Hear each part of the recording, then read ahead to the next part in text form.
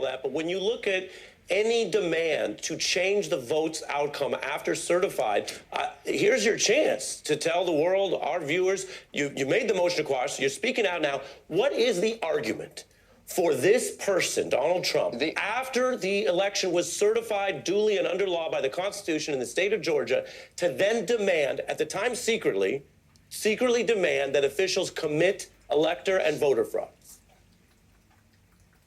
So, Ari, look, I'm not going to bear down on the specifics, but just as I am passionate about these other cases and knowing the body of work that I'm involved in, you know, whether it's representing post-George Floyd protesters against this district attorney's office pro bono, people that are exercising their First Amendment rights and doing those cases for free, I'm just as passionate. I will tell you, having looked at the evidence in this case, that there's been no violations of the law by our client. But Drew, you have to. I can just tell you I have the same level of passion. But you're not the judge or the jury in this case. You're the lawyer. We're talking to you not for your conclusions without evidence, but for the evidence you can marshal right now. I'm giving you the time. If you can't do it tonight, if you can't give us any arguments, then we will note that. But let me put up on the screen again for your rebuttal, if you want to take this time, election fraud in Georgia.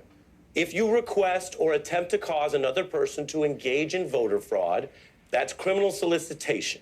If you conspire or agree with another to commit a violation, that is another Georgia statute. Those are both felonies. Those are just two, and there are, as you know, others. Donald Trump, post-December 14th, I'll give you the widest possible berth that before it's certified, there are arguments that could be theoretically made about alternate electors. But post-December 14th, he's on tape doing it. We have a new call we learned about in the last week demanding it. How is that not soliciting or conspiring fraud?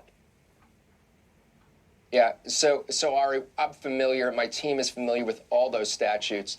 And while I'm looking at this, camera, I could tell you we're incredibly familiar with those statutes. They aren't new to us. We do a lot of political cases. Sure. We are absolutely confident, having looked at the evidence, that our client has not violated any of those. We're not going to look at it two-dimensionally. We're going to look at it three-dimensionally.